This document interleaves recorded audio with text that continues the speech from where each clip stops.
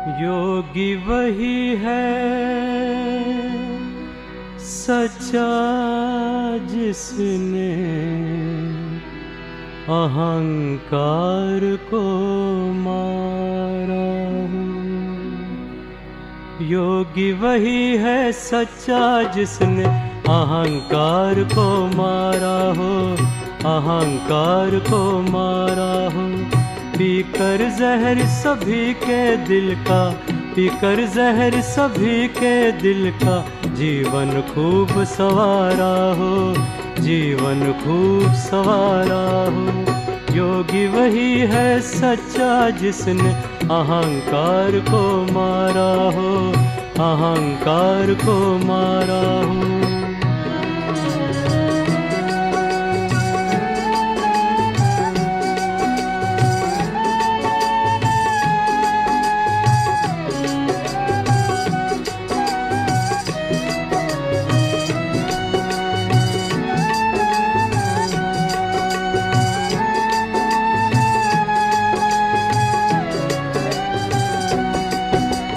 विघ्नों से ना घबराए, हंस हंस के सह जाए। विघ्नों से ना घबराए, हंस हंस के सह जाए। प्राणों की दे आहुति, सबके प्राण बचाए। जीवन में सीखा हो हंसना, जीवन में सीखा हो हंसना। काम को ललकारा हो, काम को ललकारा हो। योगी वही है सच्चा जिसने अहंकार को मारा हो, अहंकार को मारा हो।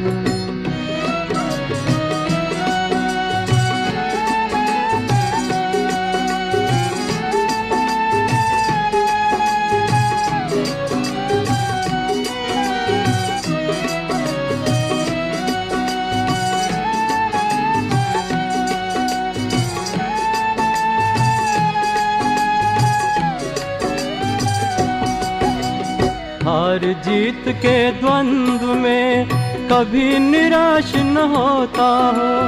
हार जीत के द्वंद्व में कभी निराश न होता हो। जीवन के छाए मेघों को खुशी खुशी भर लेता हो। आंचल में बसी हो करुणा, आंचल में बसी हो करुणा। मुख में ज्ञान की धारा हो, मुख में ज्ञान की धारा हो। योगी वही है सच्चा जिसने अहंकार को मारा हो, अहंकार को मारा हो। पीकर जहर सभी के दिल का, पीकर जहर सभी के दिल का। जीवन खूब सवारा हो, जीवन खूब सवारा हो। योगी वही है सच्चा जिसने अहंकार को मारा हो, अहंकार को मारा हो। योगी वही है सच्चा जिसने अहंकार को मारा हो।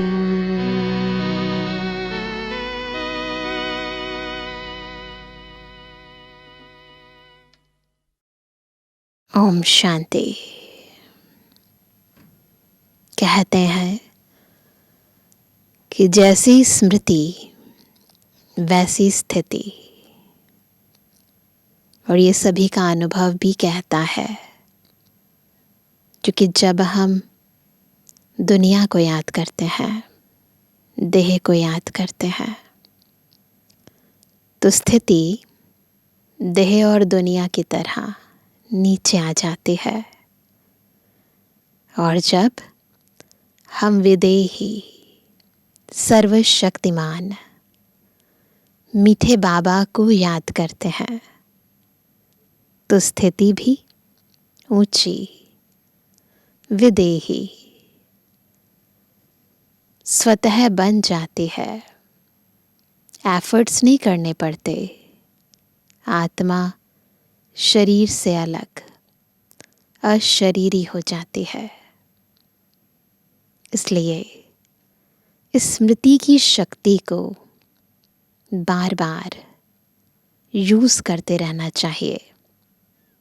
और ख़ास तौर पर जब हम बाबा के महावाक्य सुनते हैं तो अटेंशन देना बहुत ज़रूरी है कि मन, बुद्धि और ये स्मृति इधर उधर ना जाए। बुद्धि में एक की याद, एक की बात, मन में एक के संकल्प और एक के ही संस्कार धारण रहे। तो अभी हम सुनते हैं बाबा की मधुर मुरली। आज है 17 अक्टूबर 2023। बाबा के मधुर महावाक्य हैं, मीठे बच्चे, तुम आत्माओं को अपना अपना रथ है। तुम आत्माओं को अपना अपना रथ है। मैं हूँ निराकार। मुझे भी कल्प में एक ही बार रथ चाहिए। मैं ब्रह्मा का अनुभवी वृद्ध रथ उधार लेता हूँ। अपना नहीं ले हैं, बाबा के पास कोई भी अपना रथ या शरीर नहीं है। बाबा उधार लेते हैं ब्रह्मा बाबा का रथ। प्रश्न है, किस निश्चय के आधार पर शरीर का भान भूलना अति सहज है? केवल एक निश्चय और अशरीरी बनना सहज हो जाएगा। उत्तर है, तुम बच्चों ने निश्चय से कहा, क्या बाबा हम आपके बन गए? तो बाप का बनना माना ही शरीर का भान भूलना। बाबा का बनना यानी किसके बने हैं? जिसके पास अपना शरीर नहीं है, उसके बन जाना यानी शरीर का भान स्वतः भूल जाना। जैसे शिव बाबा इस रथ पर आता और चला जाता, ऐसे तुम बच्चे भी प्रैक्टिस करो। क्या प्रैक्टिस करेंगे? इस रथ पर आने और जाने की। आत्मा अपनी शक्तियों के साथ जब कर्म कर रही है तो इमर्ज रूप में है। कर्म खत्म, शक्तियों को समेटा और एक बाबा की याद में। अशरीरी बनने का अभ्यास करो। इसमें मुश्किल का अनुभव नहीं होना चाहिए। अपने को निराकारी आत्मा समझ बाप को याद करो। यह हमारा सत्य स्वरूप है। झूठ को अपनाने में मुश्किलात होती है। सच में आने में मुश्किल नहीं होती, वो तो ऑटोमेटिक होती है। परंतु अभी उल्टा हो गया है। आज का गीत है, ओम नमः शिवाय। तुम आत सहायक स्वामी सखा, तुम ही सबके रखवारे हो। जिसका कोई आधार नहीं, उसके तुम एक सहारे हो। तुम आत सहायक स्वामी सखा, तुम ही सबके रखवारे हो।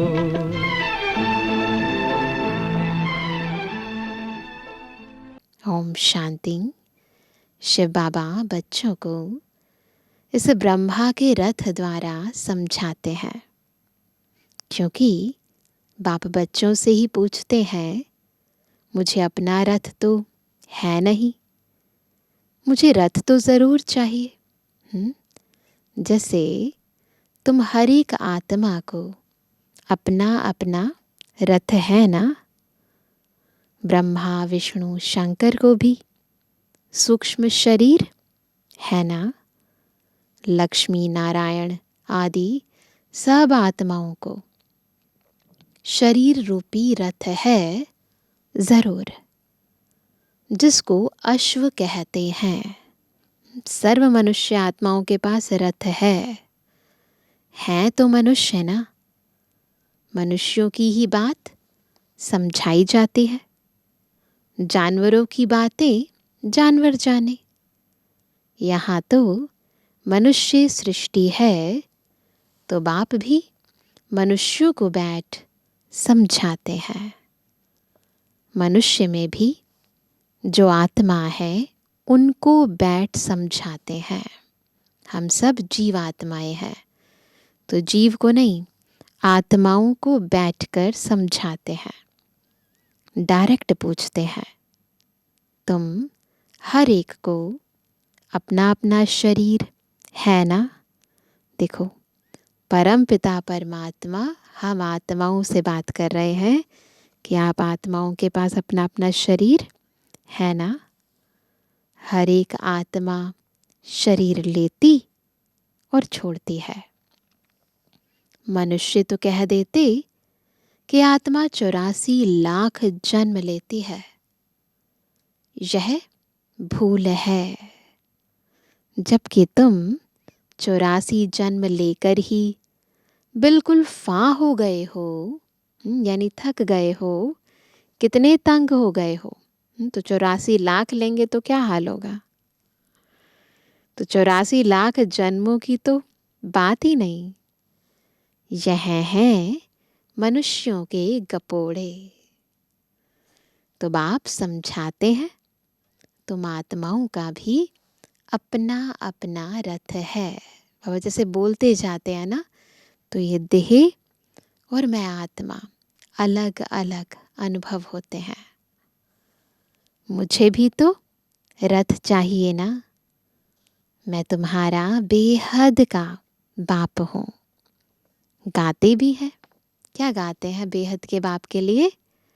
पतित पावन ज्ञान का सागर।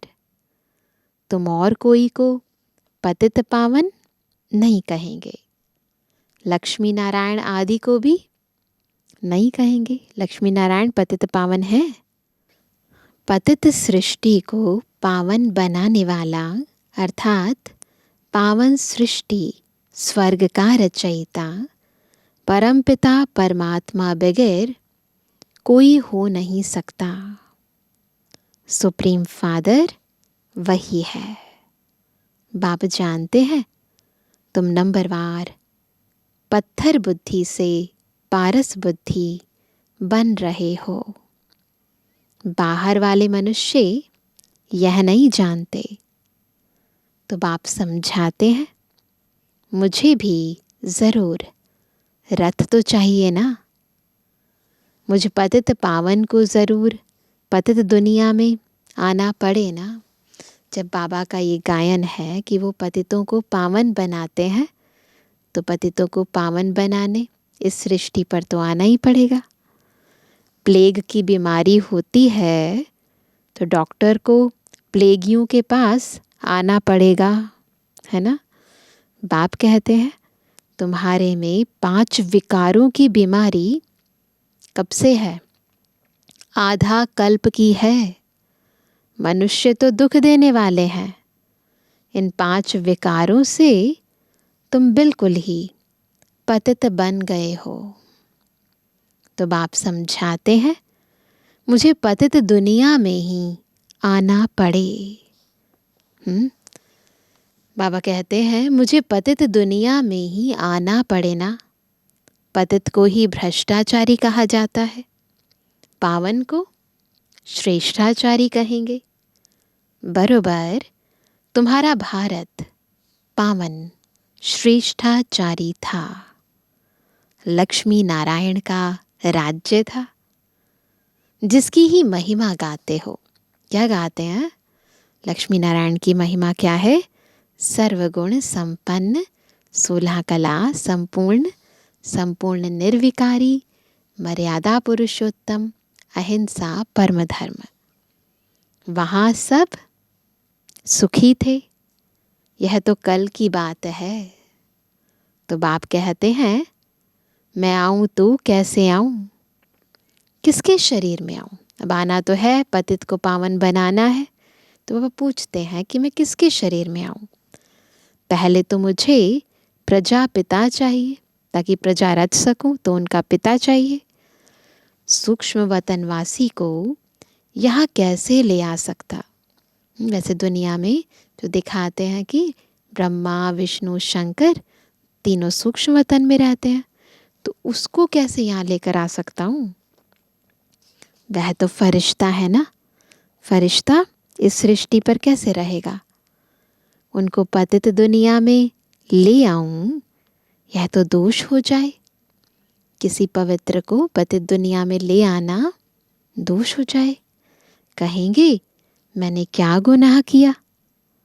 बाप बड़ी रमणीक बातें समझाते हैं। समझेगा वही, कौन समझेगा? समझेगा वही जो बाप का बना होगा।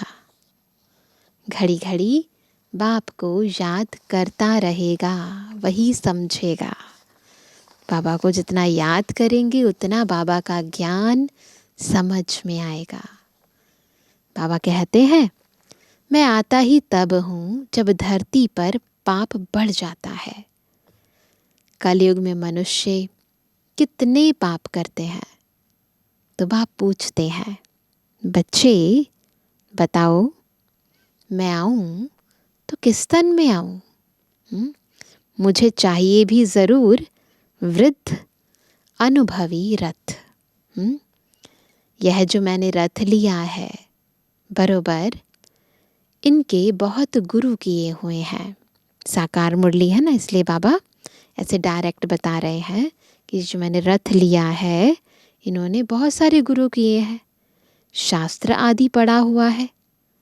यह भी लिखा हुआ है ना कि बहुत पढ़ा हुआ था। श्रीमद् भगवत गीता जो भक्ति मार्ग में है, उसमें भी लिखित है कि मैं वृद्ध मानव तन का आधार लेता हूँ। तो बाबा कहते हैं कि यह लिखा हुआ है ना कि बहुत पढ़ा हुआ था।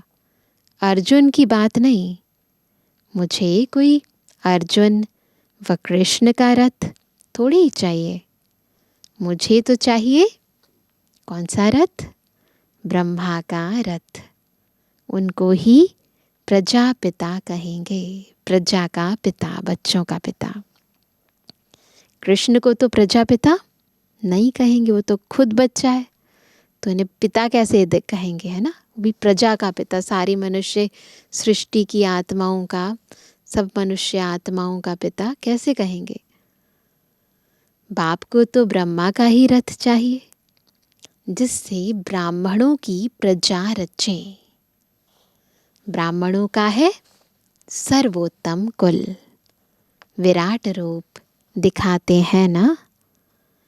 देवता, क्षत्रिय, वैश्य, शूद्र, बाकी ब्राह्मण कहाँ गए?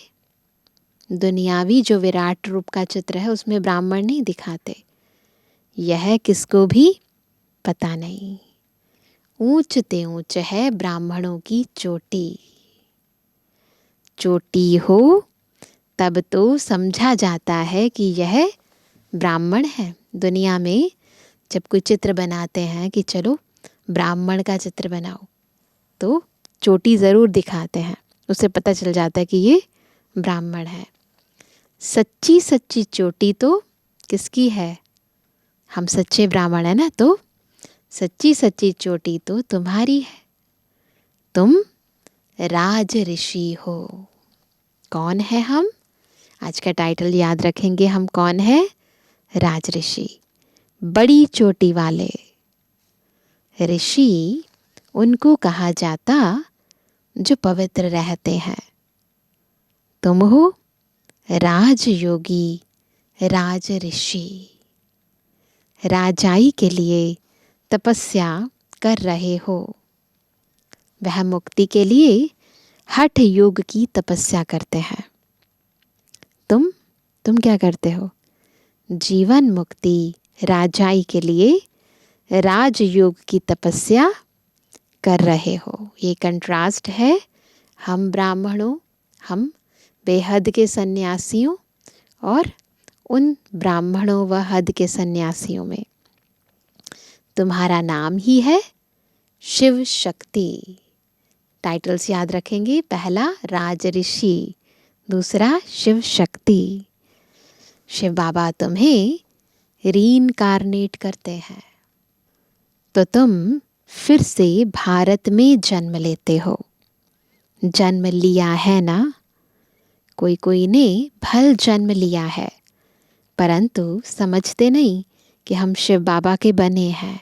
ये निश्चय होना बहुत ज़रूरी है ना?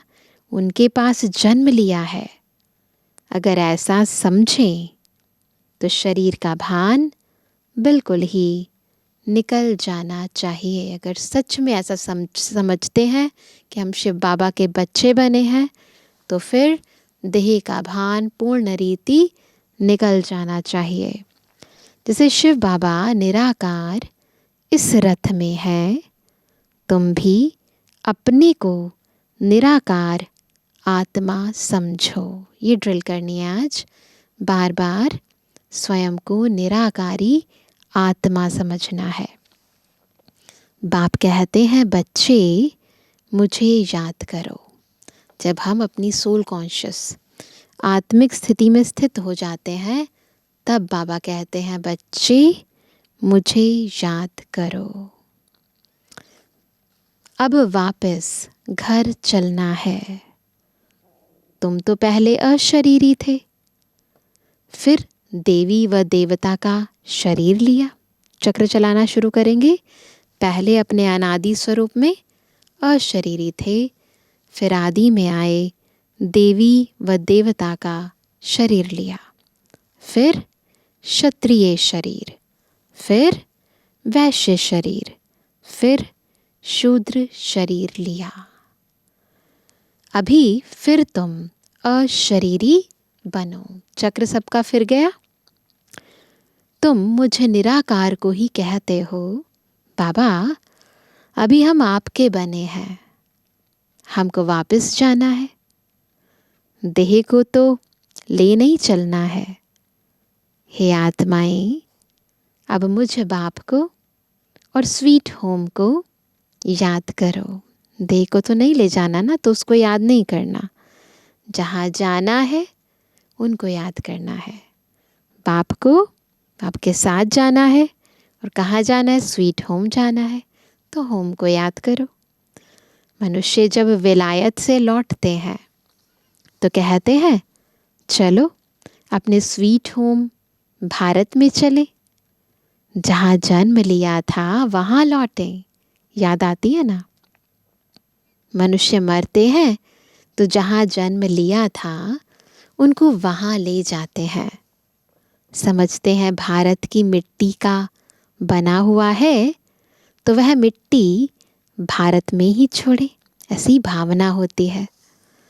बाप कहते हैं मेरा जन्म भी भारत में है।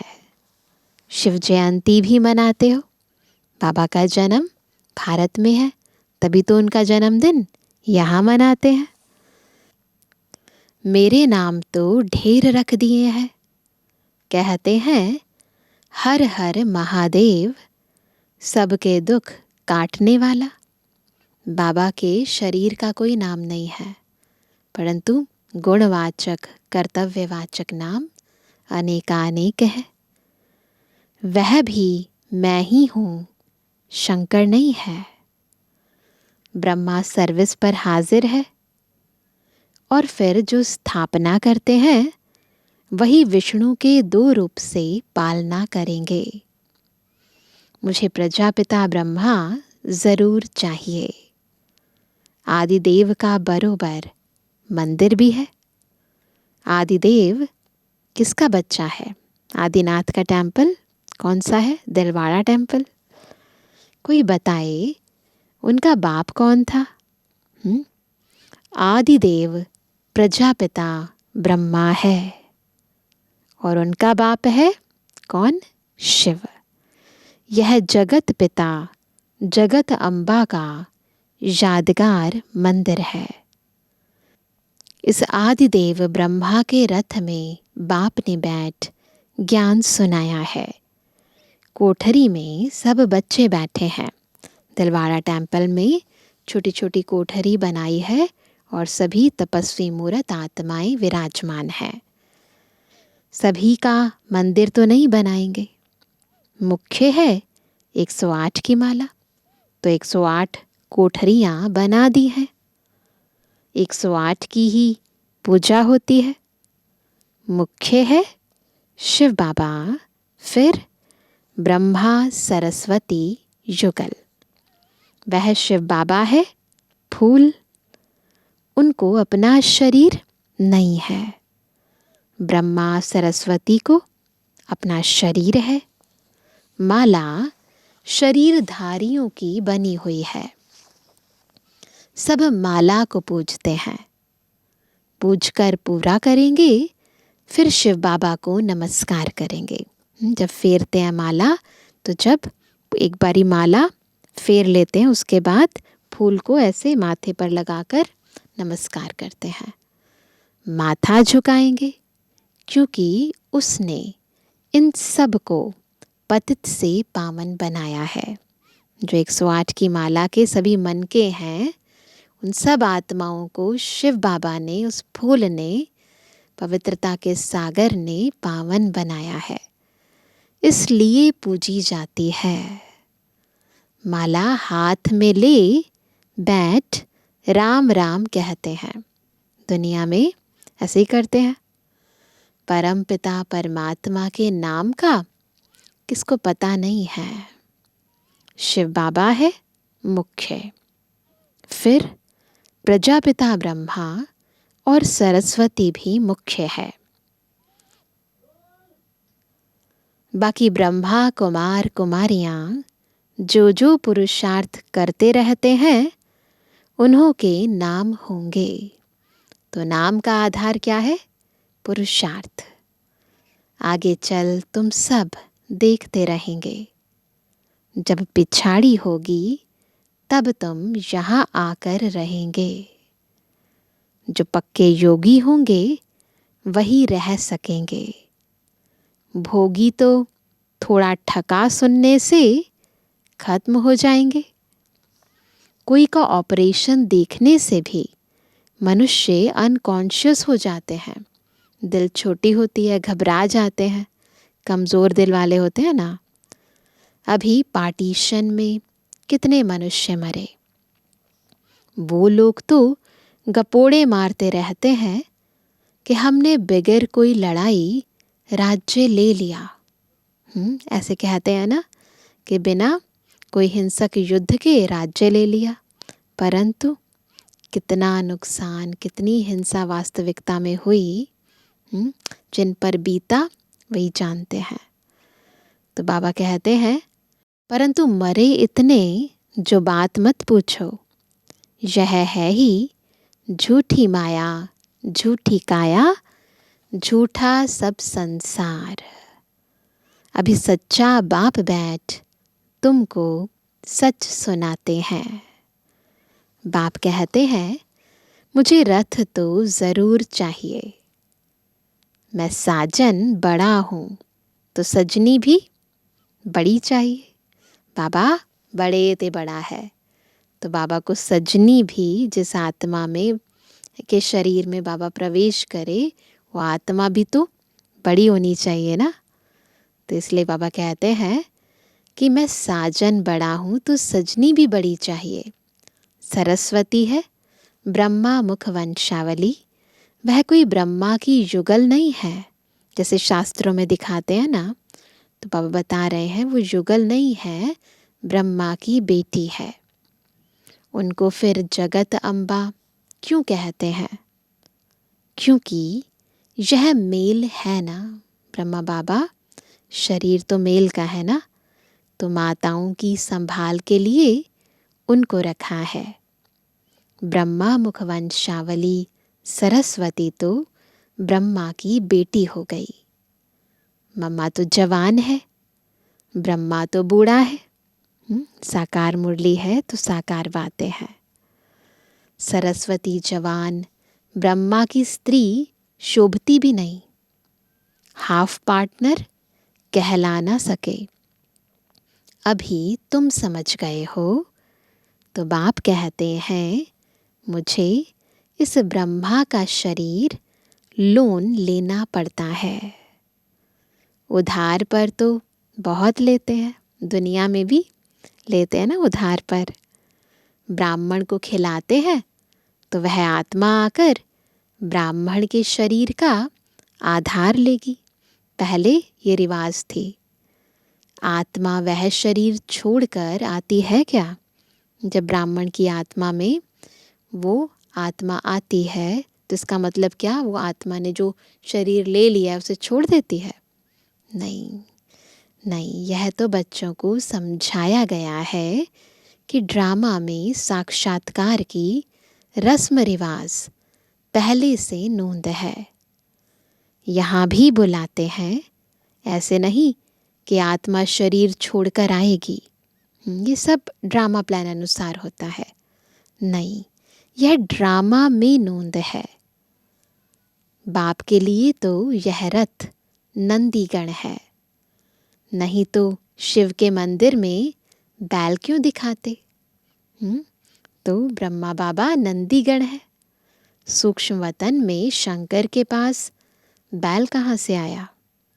शंकर के पास बैल है क्या सूक्ष्म वतन में? वहाँ तो है ही ब्रह्मा, विष्णु, शंकर, और वह युगल दिखाते हैं, प्रवृत्ति मार्ग दिखाते हैं। वो तो दिखाते ना, ब्रह्मा के साथ सरस्वती, विष्णु उन्हें तो पता ही नहीं कंबाइंड रूप है तो लक्ष्मी दिखाते हैं, शंकर के साथ पार्वती दिखाते हैं। तो वह कहते हैं कि वो तो प्रवृत्ति मार्ग दिखाते हैं। बाकी वहाँ जानवर कहाँ से आया?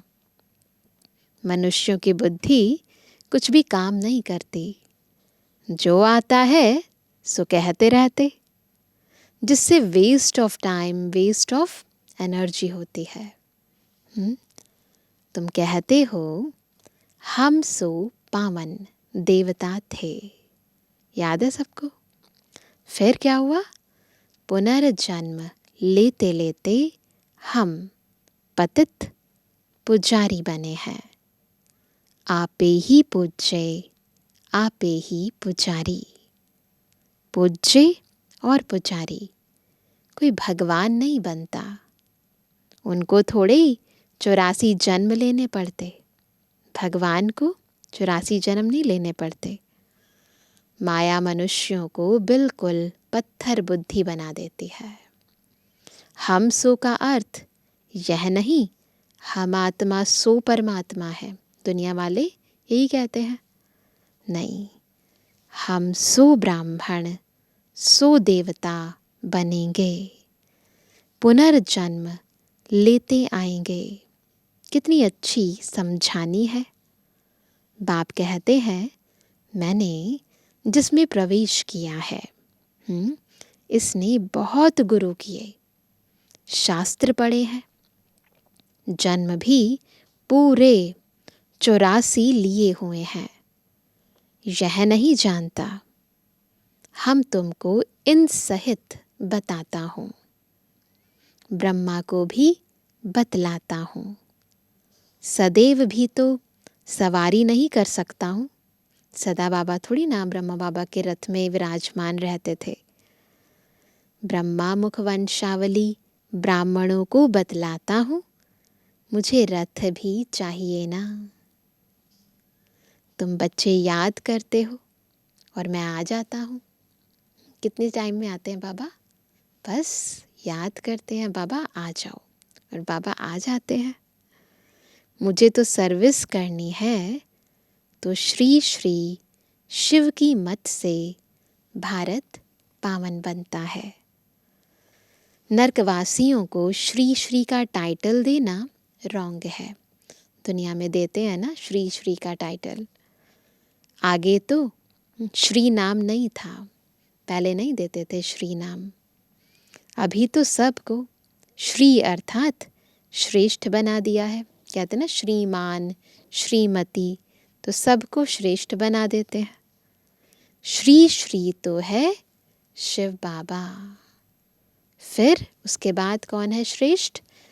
फिर सूक्ष्म वतनवासी ब्रह्मा, विष्णु, शंकर, फिर श्री लक्ष्मी नारायण।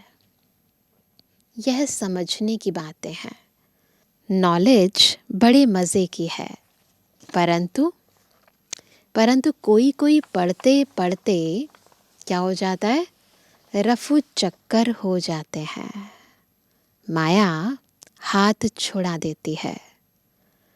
दुकान भी नंबरवार है, बाबा के सेंटर भी नंबरवार है। बड़ी दुकान में ज़रूर अच्छे सेल्समैन होंगे, बाबा टीचर्स को सेल्समैन कह रहे हैं। छोटे छोटे में कम होंगे। तो बड़ी दुकान पर जाना चाहिए जहाँ महारथी हों। माताओं को तो टाइम बहुत रहता है, पुरुषों को धंधा आदि करना है तो बिजी रहते हैं, माताएं तो फ्री हैं। ये उस समय की माताओं की बात है। आजकल की माताएं तो बहुत बिजी हैं, घर का भी करती हैं, बाहर का भी करती हैं, ऑफिस भी जाती हैं। तो बाबा कहते हैं माताओं को तो टाइम बहुत रहता है, पुरुषों को धंधा आदि करना है तो बिजी रहते हैं, माताएं तो फ्री हैं। खाना पकाया बस। वह तुम पर फिर बंधन डालते हैं। सुनते हैं ब्रह्मा कुमारियों पास जाने से विष बंद हो जाएगा तो रोकते हैं। तो मुख्य बात तो विकार की है। शिव बाबा ऐसी तिरकनी यानी फिसलने वाली चीज़ है जो घड़ी घड़ी भूल जाता है। कई बार बाबा कहते हैं ना, पारे की तरह है तुम्हारी याद। बिल्कुल ऐसे फिसल जाती है। बाप बिल्कुल सहज रास्ता बताते हैं कि मुझे याद करो तो तुम्हारे पाप भी कट जाएंगे और मेरे पास भी आ जाएंगे। याद नहीं करेंगे तो पाप भी नहीं कटेंगे और साथ भी नहीं ले जाऊंगा। तो इसलिए बाबा को निरंतर याद करने का अभ्यास करना है, फिर सज़ा खानी पड़ेगी। भक्ति मार्ग में छाछ पीते आए, मक्खन तो तुमने सतयुग त्रेता में खाकर पूरा कर दिया। अभी अभी जो पुरुषार्थ कर रहे हैं उसकी मुख्य प्रारब्ध तो सतयुग त्रेता में पूरी कर देते हैं, फिर क्या रह जाती है, छाछ। बाकी पीछे छाछ रह जाती है। छाछ भी पहले अच्छी मिलती, फिर पानी मिलता है। ऐसे ही करते ना, जब थोड़ी रह जाती तो पानी मिक्स करके दे देते हैं। सतयुग त्रेता में घी दूध की नदी बहती है। आत्माएं शक्तिशाली होती हैं, प्रकृति शक्तिशाली होती है। अभी तो घी कितना महंगा हो गया है। ऐसे नदी नहीं बहती, परंतु बहुत संपन्नता होती है। अच्छा, जय बाबा दादा और मीठी मम्मा का मीठे मीठे सिक्के लदे नंबरवार पुरुषार्थ अनुसार यथा योग बच्चों को गुड मॉर्निंग।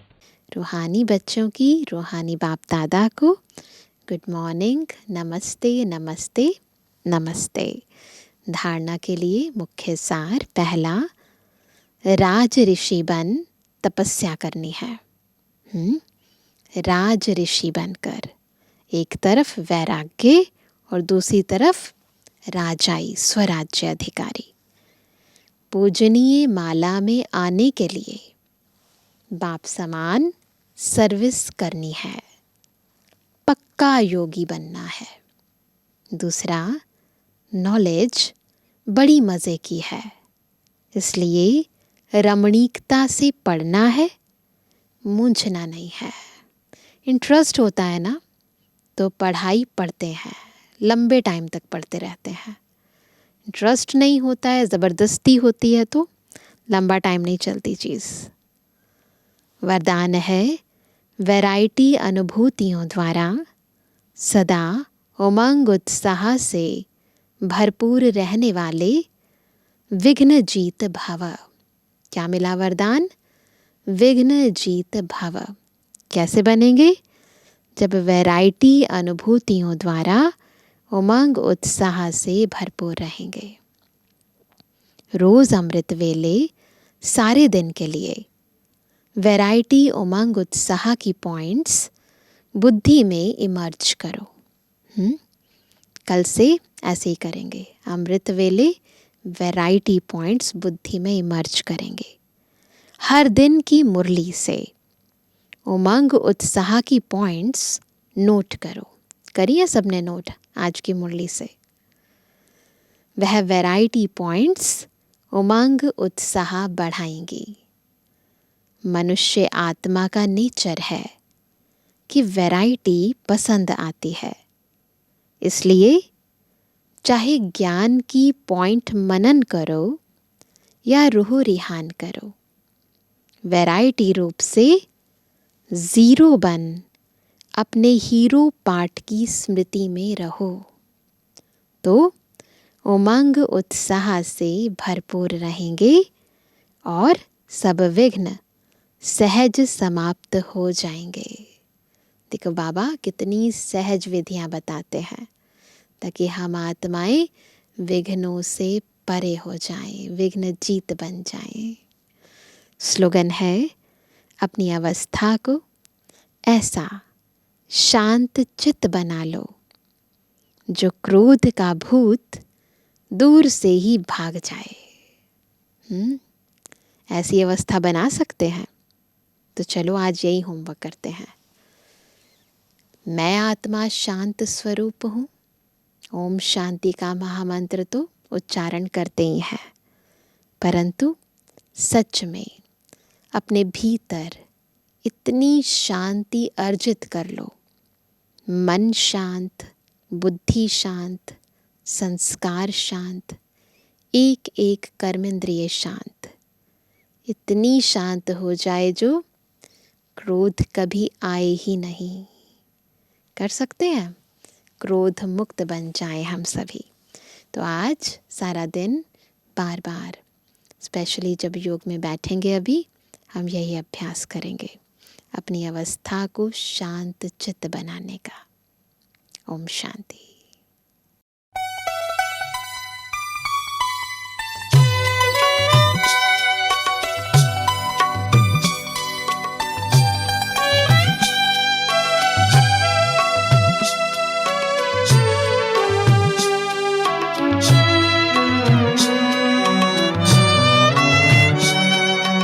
वक्त है कम लंबी मंजिल, तुम्हें तेज कदम चल